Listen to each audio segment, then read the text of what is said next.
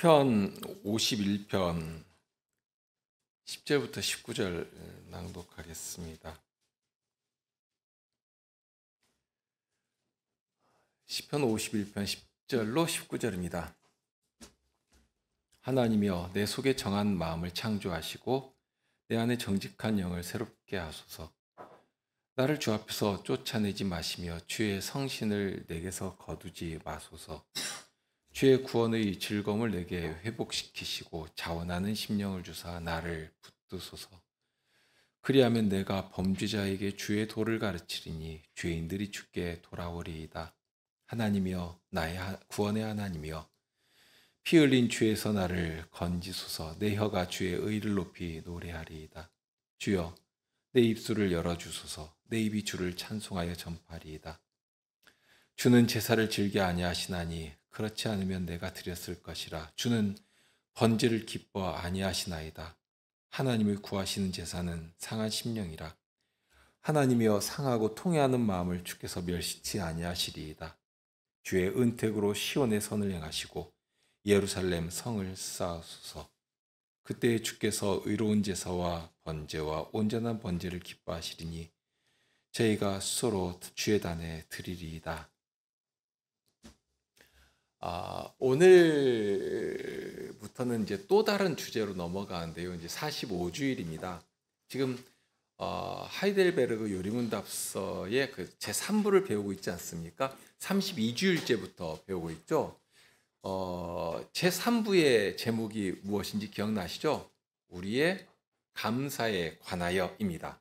사람에게 감사를 표시한다고 할 때는 보통 이제 무엇을 대접하거나 뭐 선물을 한다거나 그렇게 해서 내게 있는 이 감사의 마음을 표현하기도 하죠. 그런데 하나님께 우리가 감사를 표시한다고 하면 과연 무엇으로 할 수 있겠는가? 뭐 물질을 어떤 것을 바치면 감사의 표시가 되겠는가? 정말 천지의 모든 것이 하나님의 것인데 그러니 억만금을 하나님께 드린다 해서 무슨 감사의 표가 되겠는가? 이렇게 생각하게 되는데요. 그런데 하나님께서는 당신께 어떻게 감사를 드려야 하는 것인가 하는 것을 다 가르쳐 주셨습니다. 만일 하나님께서 그렇게 안 가르쳐 주셨으면 우리가 어떻게 해야 할지 정말 어떻게 생각도 못하고 어떻게 해야 하는지도 모르고 그렇게 아주 방황하고 당황스럽고 그러지 않겠습니까? 그런데 이렇게 다 가르쳐 주셔서 그러면 우리가 그 말씀을 따라서 순종함으로 하나님께 기쁨을 드리고 또 감사의 생활을 할 수가 있게 되는 것입니다. 뿐만 아니라 우리가 하나님의 말씀을 따라서 감사를 드리고 살아가면 거기에 더해서 선물을 주십니다. 우리의 순종을 받으시고서는 참 기쁘다 하고 끝내시는 것이 아니라 더 기쁨으로 순종할 수 있도록 우리 순종을 받으시면서 그 일을 더 유능하고 더 즐겁게 할 수 있도록 선물을 주시는데요. 대표적인 것이 그리스도께서 우리 앞서 가시면서 원수의 진을 파하시는 능력으로 만물을 통치해 가시는 그 통치의 자리에 주의 백성들의 헌신과 순종을 받아 사용하신다. 우리를 거기에 세워주신다 하는 것입니다. 이것은 이미 태초부터 약속하신 일이기도 합니다. 오늘날 그리스도께서 사탄의 권세와 죄의 일을 정복해 가시는데요. 이 방법은 태초에 아담에게 하셨던 말씀과 원칙에서 동일합니다. 아담에게 자연의 만물을 정복하고 다스리라 하고 명령하셨지 않습니까? 그런데 오늘날 그 일을 예수님께서 친히 이루어 가시는 것입니다. 그렇게 하실 때 칼과 몽치로 하시는 것이 아니라 사랑과 의로서 통치하여 가시고 그렇게 만물을 주의 다스리심 아래 굴복하도록 만드십니다. 그럴 때에 우리 주님께서 십자가의 순종으로 보이신 구속의 능력이 있지 않습니까? 바로 이제 그것을 주의 성도들에게도 이렇게 주셔서 우리도 하나님의 말씀을 따라서 순종하고 그리스도께서 정복해 가시는 바로 그 최전선에 서서 그리스도와 함께 싸우면서 승리를 얻고 그러면 그 일을 마치 하나님께서는 우리가 이룬 승리인 것처럼 우리에게 돌리시며 칭찬하시면서 기뻐하시는 것입니다. 마치 자식이 잘 되면 부모가 아주 기뻐하지 않습니까? 그렇게 해주시는 것입니다. 그러니까 전에 육신으로 죄의 법을 섬기던 자리, 원수가 질질 끌고 가면 끌려다니던 우리가 이제는 성신으로 인해 싸워 이기고 승리를 얻고, 그리고 그러니 그 일이 얼마나 하나님께도 아주 큰 기쁨이 될 것인가, 굳이 설명할 필요가 없을 정도입니다. 그런 이유로 첫째로는 하나님의 선하시고 기뻐하신 뜻이 무엇인지를 우리에게 알려주시는데, 십계명을 통해서 가르쳐 주시고, 그리고 이어서 기도를 가르쳐 주십니다. 우선 지난주에 배웠던 115문에 보면 그 답에 이런 표현이 나옵니다. 첫째, 평생 동안 우리의 죄악된 본성을 더욱더 알게 되고, 그리하여 그리스도 안에서 사죄와 의로움을 더욱더 간절히 추구하도록 하기 위함입니다 하고요. 두 번째로는 이 세상의 삶을 마치고 목적지인 완전에 이를 때까지 하나님의 형상으로 더욱더 변화되기를 끊임없이 노력하고 하나님께 성신의 은혜를 구하기 위함입니다 하고 가르치는데요.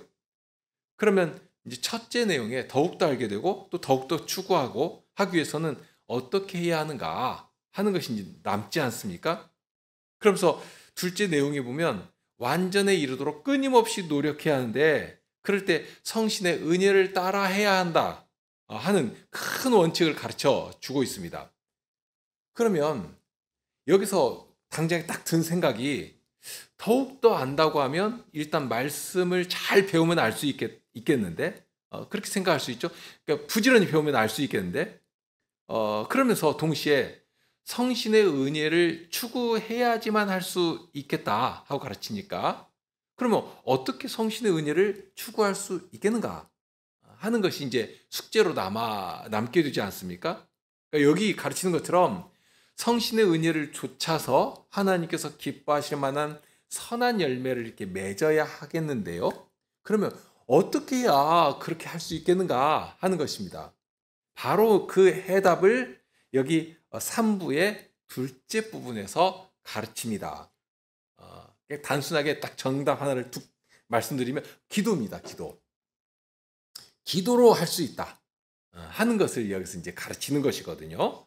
그러니까 기도가 없으면 하나님의 말씀을 아무리 부지런히 배우고 많이 배우고 그렇게 해도 하나님께서 기뻐하실 만한 선한 열매를 맺는 일은 불가능하게 된다 하는 것을 이제 가르치는 것입니다. 성신을 좇아 살아갈 때에 기도로서 그 일을 해야 하거든요. 그래서 이 기도가 하나님께 감사를 올린다 할 때 아주 중요한 항목으로 이렇게 배우게 되는 것입니다. 이제 우리 어떤 그 관념이나 생각으로는 차라리 이 감사 생활이니까 찬송이 들어가거나 또는 헌상이 들어가거나 하면 우리가 뭔가 이렇게 막 바치는 것처럼 되니까 좀 그럴듯하게 보입니다만, 그것보다도 이 기도가 으뜸이다 하는 것을 여기서 배우게 됩니다. 그리고 우리가 전에도 배운 것이지만 이 기도가 하나님과 교제를 나누는 아주 중요한 방도가 아닙니까? 그러니까 기도 자체로서 하나님께 기쁨을 드리는 일이 되는 것입니다. 아주 쉬운 예를 들 수가 있죠. 자녀들이 학교에서 집에 와가지고 엄마를 막 졸졸졸 따라다니면서 막 미주알 고주알 오늘 학교에 있었던 막 친구가 이런 얘기했고 뭐 친구랑 이렇게 놀았고 이렇게 막 하면 엄마는 귀찮은 듯 하면서도 얼마나 좋습니까? 기분 좋거든요. 그런데 이제 아이들이 크면 말도 적어지고 자기 영역이 딱 있으니까 나도 막 서운해지기도 하거든요. 그런데 이렇게 막 자기의 일들을 막 이야기하면 정말 기분이 좋습니다. 하나님께서 우리를 사랑하시니까 사랑하신 자녀들인 성도들이 하나님께 나와서 막 미주알 고주알 말씀드리면 이미 그거 다 아시죠? 요나서에서도 배웠지만 정말 아주 깊숙한 곳에 숨어 들어가도 다 보고 계시고 다 아십니다. 아시면서도 이렇게 우리가 기도로서 아뢰면 그 일을 참 기뻐하신다 하는 것입니다. 그런 기도니까 기도하면 하나님께서 기뻐하신 일을 드리는 것이니까 감사가 절로 되는 것입니다. 자, 이처럼 기도는 하나님의 말씀을 순종하는 굉장히 중요한 방도로서도 중요하지만 기도 자체로 하나님께 기쁨을 드리는 일이다 하는 면에서도 아주 중요하다 하는 사실을 먼저 생각할 수 있습니다. 자, 그러면 이제 45주일 내용을 한번 생각해 보실까요? 116문을 함께 읽겠습니다. 116문 함께 읽으시죠? 그리스도인에게 왜 기도가 필요합니까? 기도는 하나님께서 우리에게 요구하시는 감사의 가장 중요한 부분이며, 또한 하나님께서는 그의 은혜와 성신을 오직 탄식하는 마음으로 쉬지 않고 구하고 그것에 대해 감사하는 사람에게만 주시기 때문입니다. 자, 여기 보면 기도가 왜 필요하냐 하는 질문으로 이 기도에 대한 내용을 시작합니다. 그러니까 기도의 필요성을 먼저 가르칩니다. 자칫 우리가 기도라고 하면 기도는 어떻게 해야지? 라든지 또는 기도는 무엇이지? 하는 내용을 먼저 이렇게 질문으로 던질 법도 한데요. 그런데 그런 질문은 뒤로 하고 가장 먼저 생각하게 되는 내용이 왜 기도를 해야 하느냐? 기도해야 하는 필요성이 뭐냐? 하는 질문으로 시작합니다. 그러니까 성도라면 당연히 기도를 해야 하고 기도가 중요하니까 기도는 하는 것이다. 기도는 해야 하는 것이다 하는 사실을 딱 전제해 놓고서는 그런 기도가 왜 필요하냐 하는 질문을 하고 있는 것입니다. 그러니까 어떻게 보면 기도를 해야 한다 하는 사실을 아주 단호하게 강조하는 방식이기도 하죠.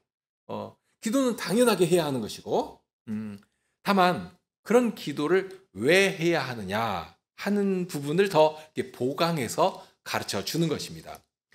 그래서 기도를 해야 할 이유로서 가르치는 첫째 내용이 기도는 하나님께서 원하신다 하고 가르칩니다. 사도를 통해서 가르치신 말씀도 그렇습니다. 쉬지 말고 기도하라고 하셨습니다. 야고보서에서도 보면 고난당하는 자가 있느냐? 그렇다면 기도해라. 즐거워하는 자가 있느냐? 그럼 찬송해라 하고 말씀하십니다. 그러니까 찬송이나 기도가 분리된 것이 아니지 않습니까? 함께 가는 것이니까 즐거울 때에도 하고 기도할 때에도 하고 이렇게 기도로 하고 찬송으로 하고 하나님께 아뢰고 하기를 바라신다 하고 이 야고보서에서 가르쳐 주는 것입니다. 그러니까 어떤 면에서 우리가 아무런 일도 없이 이렇게 평탄하게 정말 하나님 앞에 무슨 이런 것까지 말씀드릴 필요가 있을까 할 그런 평탄하고 평이한 삶을 살아가면 감사를 더 할 것 같은데 우리가 경험적으로도 아는 것이 현실을 보면 그렇지를 못합니다. 소위 정말 아무 걱정 없이 우리가 하는 일마다 막 술술 잘 풀리고 그러면 오히려 하나님께 구하는 일이 점점 더 소홀해지고 멀어지는 것을 보게 되거든요. 반대로 무엇인가 답답하고 괴롭고 하는 일이 이렇게 발생이 되면 그럼 오히려 더 간절하게 그렇게 기도도 하고 주님께 또 부르짖기도 하고 하는 것이 우리의 현실적인 모습 아닙니까? 그러니 혹시는 어려움이 있고 괴로움이 있으면 이거 기도해라. 슬픔이 있는 자는 고난당한 자가 있다면 기도해라 하고 가르쳐 주신 것입니다. 이것이 혹시나 하나님께서 나로 하여금 기도를 안 하니까 기도하라고 나를 재촉하시는 것은 아닌가 하는 그런 생각까지도 하게 되는 것 아니겠습니까? 그러니까 기도해야 하는 것입니다. 자, 요리문답은 이 부분을 거의 이렇게 선언적으로 말씀을 하는데요. 기도 그거 하나님께서 원하시는 거다. 그러니 기도해라 하고 알려줍니다. 그러면서 다음을 이어가는데요. 그렇게 기도하면 기도한 자에게 선물을 주신다 하고 좋은 선물이 기다리고 있다는 것도 함께 알려줍니다. 둘째 내용이 그렇죠? 두 번째 내용이 은혜와 성신님을 주시는 것이다 하고 알려줍니다.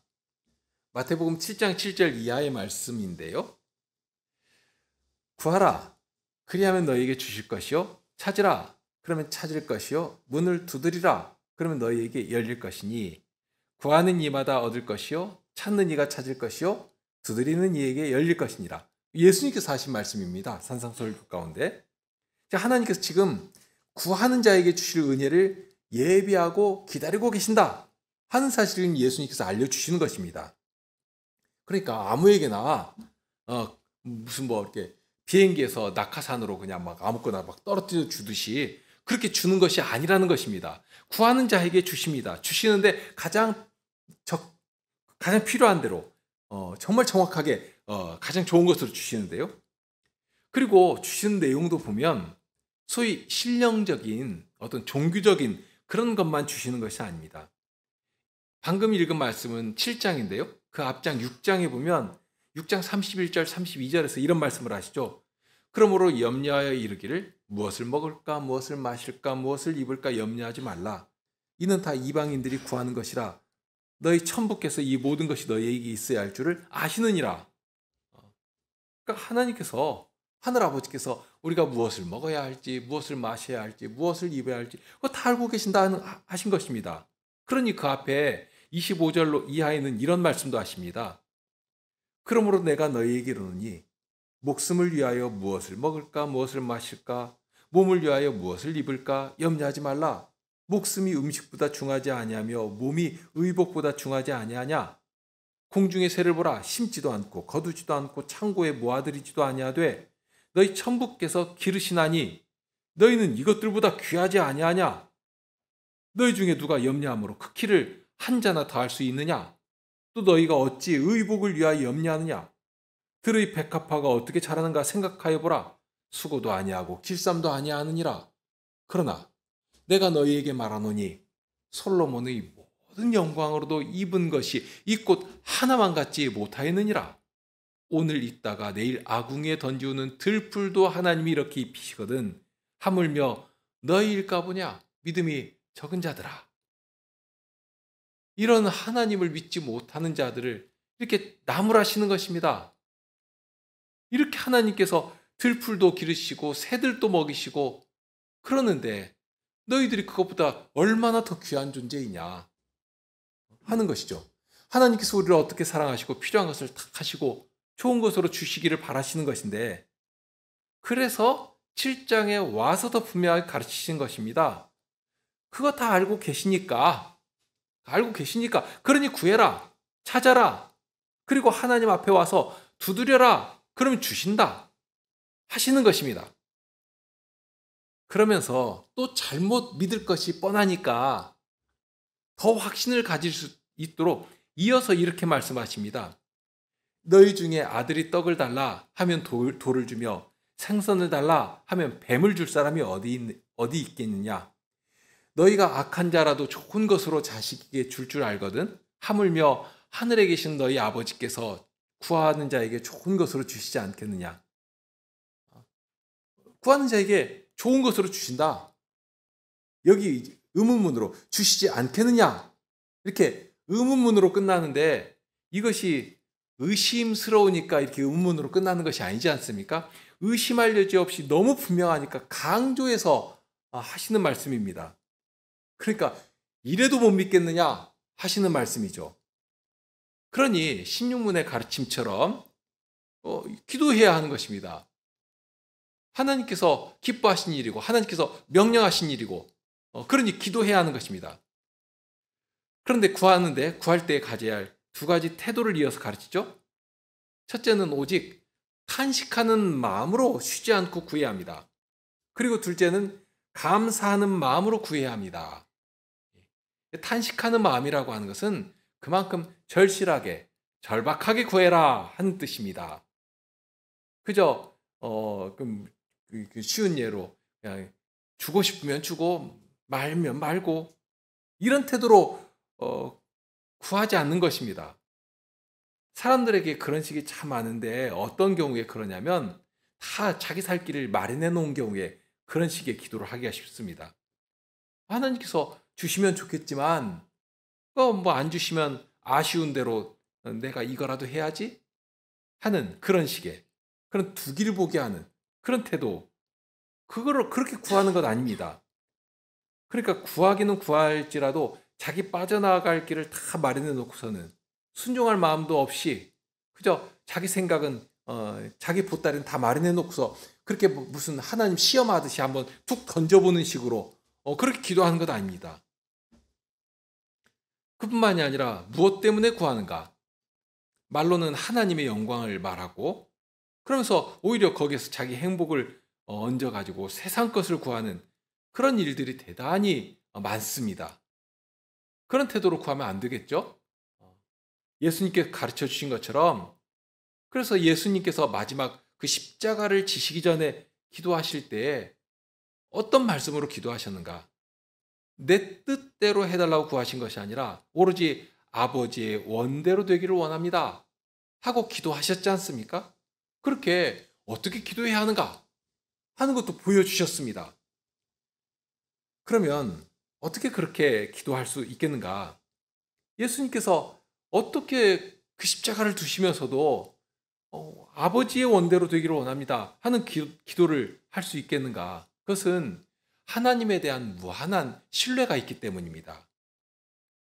어떤 면에서는 좀 약간 틀어서 생각해 보시면 예수님의 부활에 대한 이야기인데, 예수님께서 죽으시고 부활하실 때 성경은 예수님을 사망에서 건져 올리셨다. 그러니까 하나님께서 친히 예수님을 그 사망에서 올리신 것으로 이야기하는 장면들이 나옵니다. 물론 예수님께서 사망의 권세를 이기셨다 하고 능동적으로 나오는 표현도 있지만, 그런데 우선은 성부 하나님께서 예수님을 사망에서 건져 올리셨다 하고 전하거든요. 사도들이 처음에 복음을 전할 때 그렇게 전했습니다. 그런데 만일 그렇게 하나님께서 예수님을 사망에서 건져 올리지 않으시면 어떻게 됩니까? 그러니까 예수님께서 십자가를 지시고 죽으셨습니다. 죽음 아래로 들어가셨습니다. 그런데 그 자리에서 건져 일으키시고 그렇게 부활로 승리하게 하실 하나님에 대한 무한한 신뢰가 없다면 어떻게 되겠는가 하는 것입니다. 그런데 예수님께서는 아버지 하나님의 사랑을 알고 계시거든요. 이루실 일에 대한 경영을 철저하게 믿고 그 경영하심에 당신을 드리면서 살아가신 것입니다. 그러니까 하나님 아버지에 대한 무한한 신뢰가 있기 때문에 기꺼이 죽음 아래라도 들어가신 것입니다. 바로 이제 그런 것입니다. 사도가 한마디로 정리해서 알려주신 말씀이 있는데요. 로마서 8장 28절에 보면 우리가 알거니와 하나님을 사랑하는 자, 곧 그 뜻대로 부르심을 입은 자들에게는 모든 것이 합력하여 선을 이루느니라.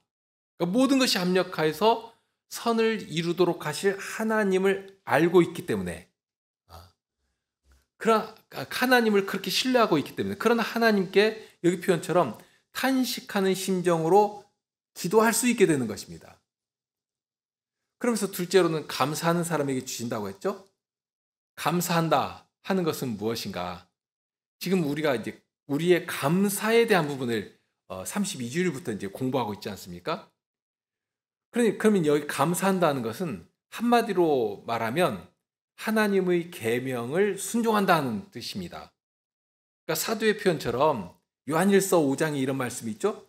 예수께서 그리스도이심을 믿는 자마다 하나님께로서 난 자니 또한 내신 이를 사랑하는 자마다, 그러니까 하나님께서 내신 이를 사랑하는 자마다 그에게서 난 자를 사랑하느니라. 우리가 하나님을 사랑하고 그의 계명들을 지킬 때 이로써 우리가 하나님의 자녀 사랑하는 줄을 아느니라.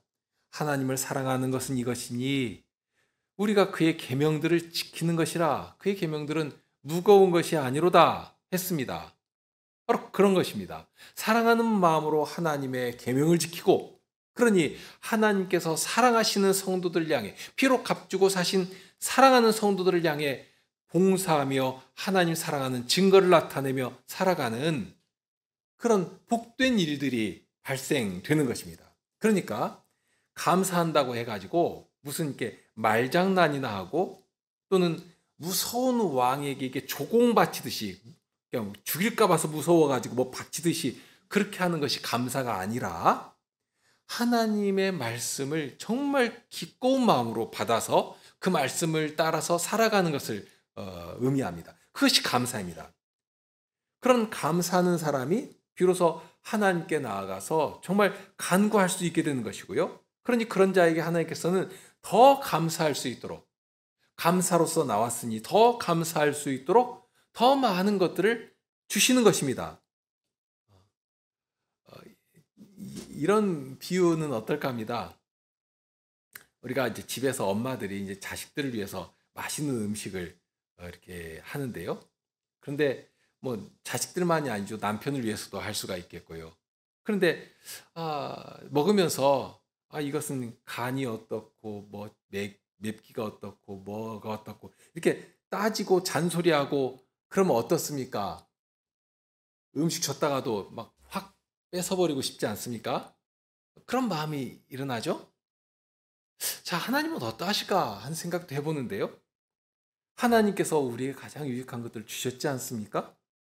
하나님께 사랑하신 자에게 주시는 그 분복을 정말 나에게 주신 것으로 알고 기쁨으로 받고 그래서 아주 선용하고 감사함으로 하나님께서 기뻐하신 자리에 막 드리면서 살아가고 하면 하나님께서 참 주신 의미가 있고 가치가 있고 너 참 잘 사용한다 하고 이렇게 기뻐하시지 않겠습니까?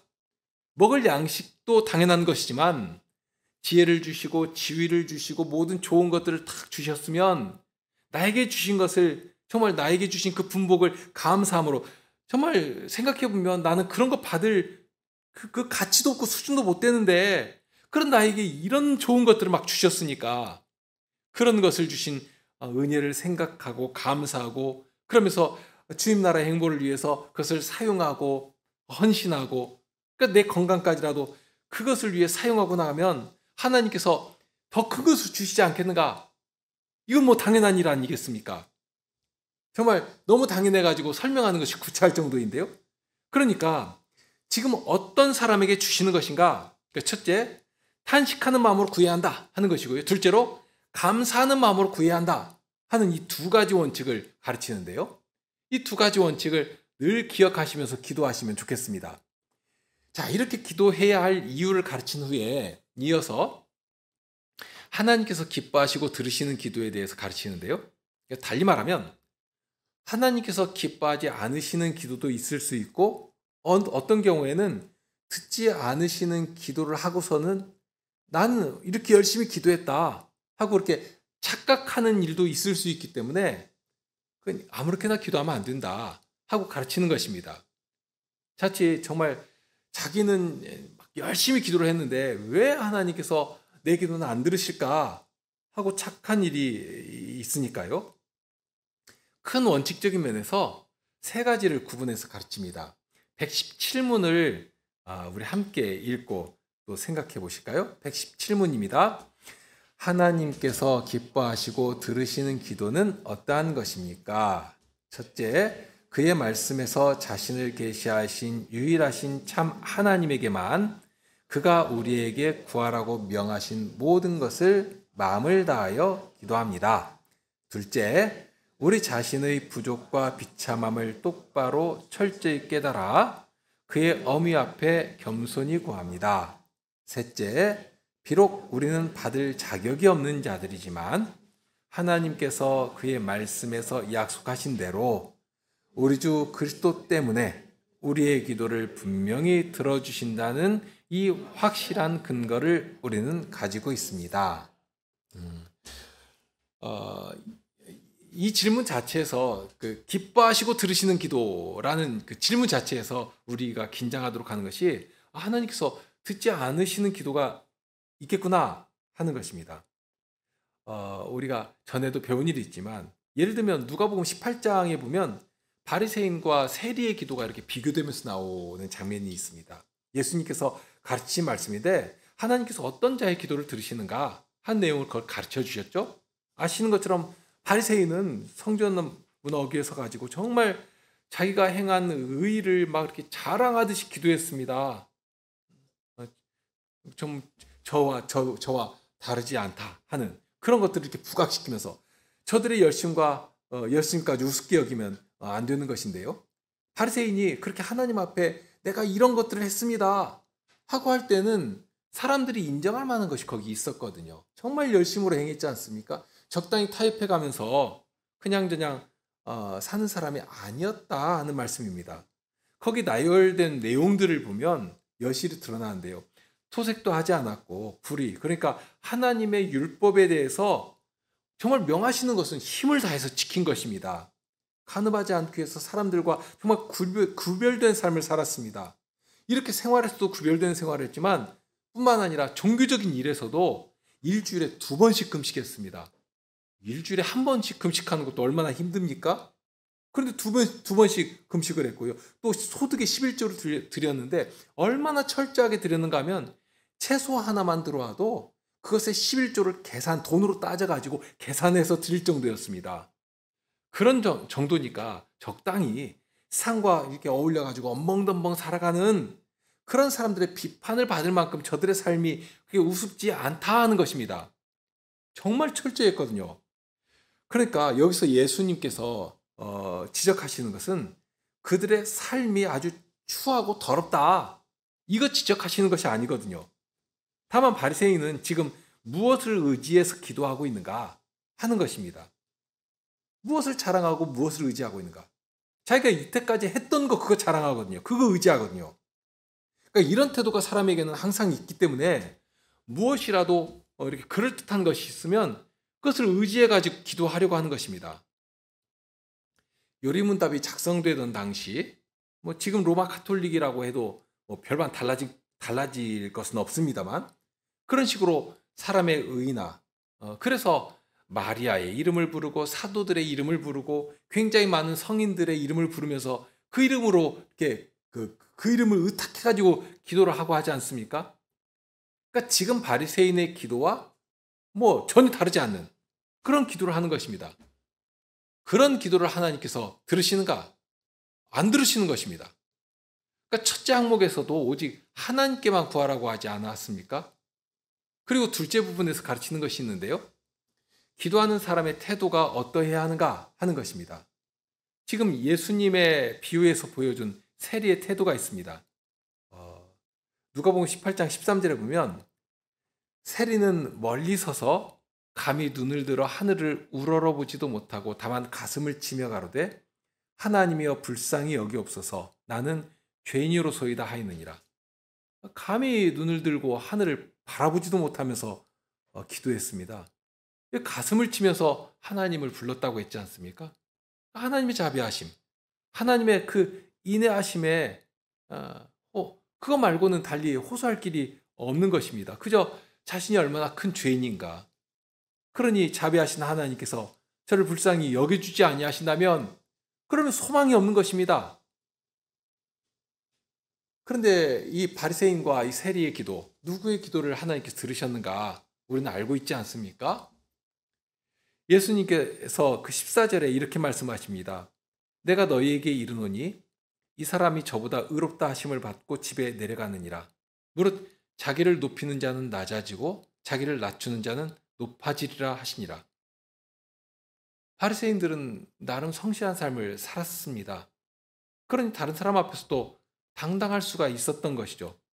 심지어 하나님 앞에 와서도 말씀드릴 내용들이 너무 많았습니다. 내가 이렇게 살았다고 하는. 그러나 하나님께서 원하시는 기도는 어떤 자의 기도였는가?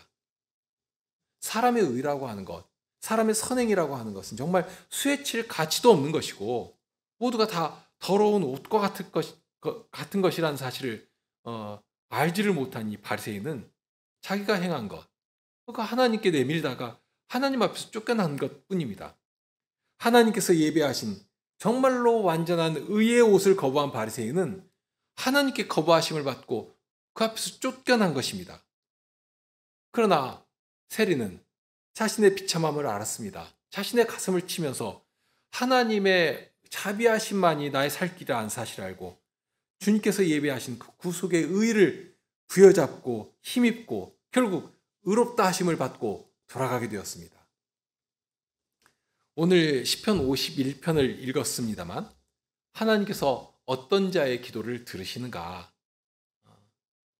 배운 말씀대로 반대로 하면 안 들으시는 것이죠. 그러니까 우리는 오직 우리의 의이신 예수님의 이름을 의지하고 기도합니다. 우리가 기도를 다 하고서 마지막에 예수님의 이름으로 기도합니다 하고 기도를 마치지 않습니까? 예수님의 이름으로 기도한다는 말은 이제 기도가 끝났다 하는 그 사실을 표하는 그런 말이 아닙니다.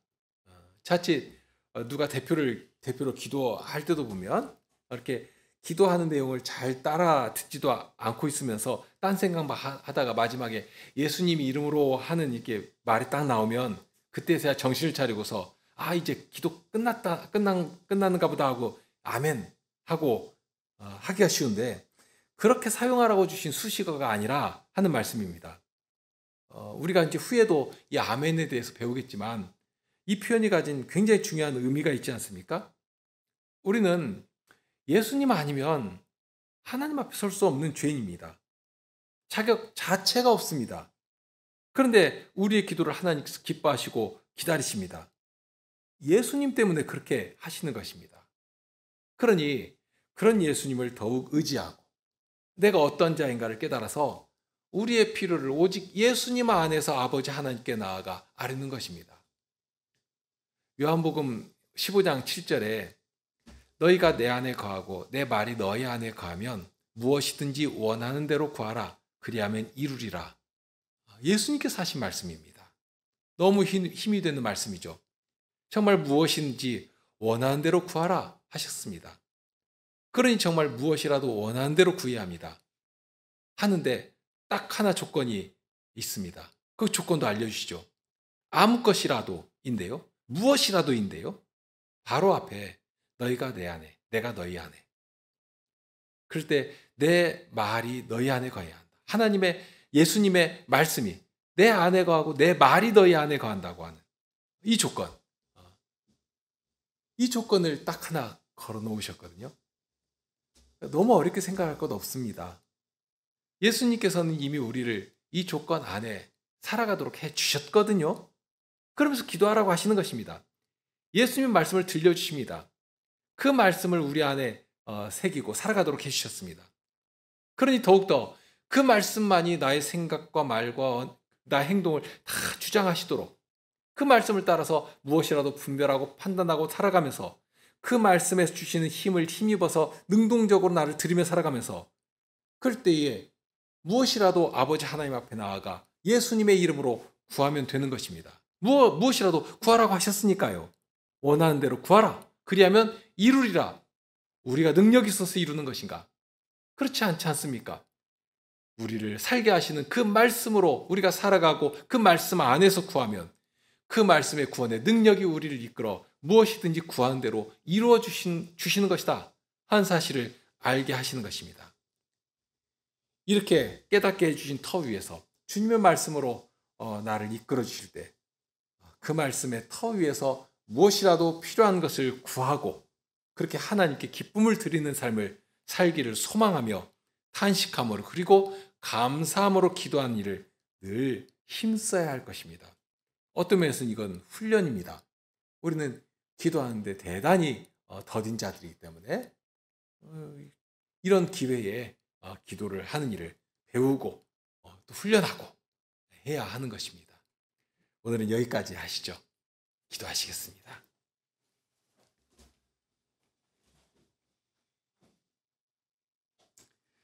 참으로 기이하신 은혜를 내려주십니다.